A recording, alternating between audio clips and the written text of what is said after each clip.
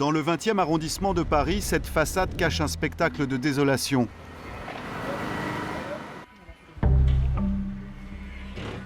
Cette grande pièce, qui abritait la rédaction du journal satirique Charlie Hebdo, a été totalement calcinée. Plus aucun journaliste ne peut travailler ici. On n'y croise que des experts d'assurance venus constater les dégâts et le directeur financier du journal, un peu hagard au milieu des décombres. Donc ça, Dans la nuit de mardi à mercredi, 2 inconnus auraient jeté des cocktails Molotov à travers cette fenêtre. La fenêtre de droite. Heureusement, il n'y avait personne dans les locaux. Ouais. Et donc là, il n'y a plus rien, les ordinateurs ont carrément fondu, téléphone fondu, ça a été instantané. La table de rédaction est morte. Cet incendie criminel est arrivé le jour de la sortie d'un numéro du journal très provocateur en réaction à la montée des islamistes en Tunisie et en Libye. Tout ça à cause de ce simple journal, ce simple bout de papier. Oui, tout ça à cause de cette union et surtout de son intitulé Charlie Hebdo, mais je pense principalement parce qu'il y a Mahomet. L'hebdomadaire est surnommé pour l'occasion Sharia Hebdo et le prophète caricaturé promet aux lecteurs 100 coups de fouet s'ils ne sont pas morts de rire. Pour beaucoup de musulmans, se moquer ainsi du prophète est un blasphème.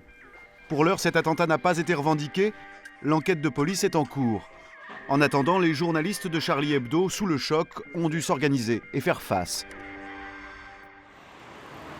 Le soir même de l'incendie, tout près de la place de la République, cet homme au bras chargé est l'un des piliers de Charlie Hebdo. Quelques munitions pour la route. Luz, 39 ans, est l'auteur de la caricature de Mahomet. Cela fait 20 ans qu'il fait partie du journal. Ouais. Ah, vous êtes là? Il rejoint ses collègues qui ont été accueillis par solidarité dans les locaux du quotidien Libération. Bienvenue, je vois. Un peu de réconfort après une journée éprouvante. Et ça va passer à l'antenne, ça? Plus tard. Ouais. Moi j'ai l'impression qu'il est minuit et demi alors qu'il n'est que 20h. Juste un besoin de trouver un espace de convivialité où on dit des conneries, où on pense à autre chose et on n'est pas le nez dans le guidon. Là, la fatigue commence à se faire sentir. À la publication de son dessin, il imaginait bien qu'il y aurait des menaces, des lettres d'insultes, mais pas un acte aussi grave. Je ne pensais pas qu'il y aurait une réaction aussi violente, aussi stupide, aussi mortifère. Pour lui, sa caricature de Mahomet ne serait pas si insultante que ça. C'est une couverture super légère qu'on a faite. Un truc un peu déconnant, etc. Un peu avec une bonne gueule, un truc un peu rigolo. Il faut dire que Charlie Hebdo est habitué à taper très fort. Cet hebdomadaire satirique a été créé en 1992 par un groupe de dessinateurs de gauche. Chaque semaine, sous leur plume, tout le monde en prend pour son grade. DSK sous une pluie de préservatifs, Sarkozy très bling-bling, ou bien encore Le Pen, la bave aux lèvres. Mais les souffres-douleurs de ces laïcs acharnés, ce sont les religions, catholiques, juives ou musulmanes. En 2006, Charlie Hebdo est le premier média français à reprendre cette caricature danoise de Mahomet avec une bombe sur la tête qui a provoqué la colère des musulmans dans le monde entier. À Paris, des centaines de manifestants descendent dans la rue en prenant pour cible l'hebdomadaire satirique. Ils ont donc l'habitude de la bagarre et l'incendie ne les désarçonne pas. À 22h, sans perdre leur bonne humeur, ils bouclent un supplément qui accompagnera l'édition de Libération du lendemain. C'est mieux, ça c'est Charlie qui roule, tu vois. Ils se demandent de quelle façon coloriser ce dessin. Tu ferais quoi? L'inverse de fraîcheur est en blanc et puis le feu en... Non, moi je mettrais tout en jaune. Non, mais moi je me... Mais ça fait une crotte là. Mais non, c'est là ça qui fait une crotte. Ah ouais, remarque, ça fait un peu crotte comme ça. Ça fait une crotte là, c'est une Ah, remarque, Mais non, ça fait pas beurre, crotte. machin. Les mecs, c'est moi l'artiste, ok. Ils tiennent le choc, mais l'événement commence à les dépasser. Je vous laisse vous servir. Ah. Je vais ouvrir les autres bouteilles à côté là. Ah ouais.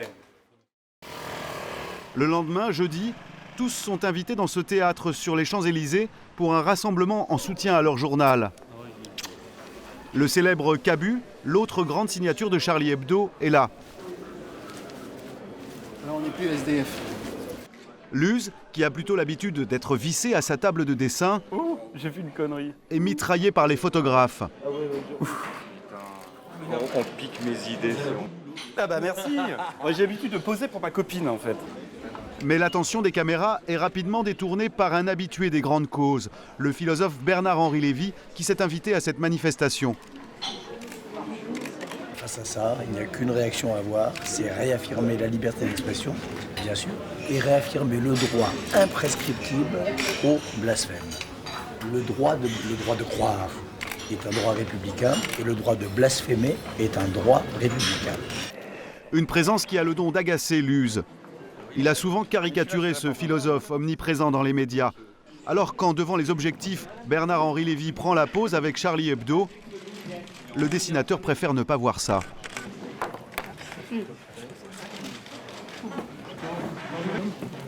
BHL. Hein?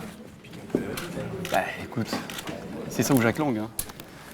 Pendant 1 heure, ils reviennent sur l'incendie. Ils prennent le parti d'en rire. Même si au fond, cette violence leur fait peur. À la sortie du théâtre, Luz rentre chez lui. En plus de l'incendie, depuis 2 jours, Charlie Hebdo est l'objet de menaces sur Internet. Mais le dessinateur ne se voit pas jouer les héros.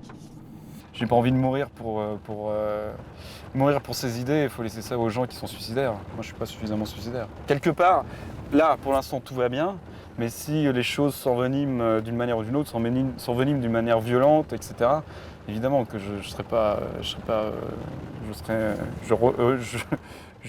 regretterais d'avoir fait ce dessin. Le ministère de l'Intérieur lui a proposé une escorte policière qui devrait le suivre dans les prochains jours. Un bouleversement dans la vie de cet éternel adolescent de 39 ans. C'est le salon, voilà. Un joyeux désordre règne dans son petit appartement encombré par les livres, les disques et les doudous. Donc ça c'est mon ami le poulet, hein. Mon ami l'éléphant, mon ami la souris. Malgré son emploi du temps chargé ces derniers jours, il faut continuer à produire. Ce dessinateur autodidacte publie une 50aine de planches par semaine. Celle-là, elle est bien. Sans doute à cause de notre présence, il s'inspire ce soir-là de l'animatrice de M6, Valérie Damido. J'ai toujours besoin de photos, d'ailleurs c'est ce que j'ai fait pour Mahomet, j'ai été rechercher sa gueule sur internet. Sans déconner. On trouve des images. En 1/4 d'heure à peine, voilà le résultat. Le titre c'est Un malheur n'arrive jamais seul. Et puis c'est Charb qui est désespéré au milieu des ruines de Charlie et qui se tient la tête, qui dit c'est Valérie Damido qui va refaire la déco. On sait jamais. Hein. J'ai rien ni pour ni contre Valérie Damido, mais c'est un personnage public intéressant à dessiner. Voilà, c'est pas contre Valérie Damido, c'est pas contre Mahomet, c'est pas contre. L'épreuve que traverse son journal oblige ce roi de la provoque à jouer l'apaisement. Vendredi matin, il arrive sur les chapeaux de roue dans ses studios télé où il doit participer à un débat. Face à lui, Chemseddine Hafiz, un des hauts représentants des musulmans de France. Un modéré avec lequel Charlie Hebdo a tout de même été en procès lors de l'affaire de la caricature de Mahomet en 2006. Mais Luz ne veut surtout pas d'affrontement ce jour-là, bien au contraire. J'aime pas cette caricature que vous avez faite. Parce que moi, pour moi, dans mon esprit, le prophète est beaucoup plus beau. Celui-ci ressemble plutôt à Ben Laden. Franchement, avec sa petite barbichette.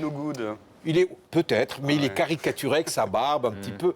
Ça devient le cliché du musulman un peu. On peut se serrer la main. Absolument, avec plaisir. Dans cette circonstance-là. Voilà.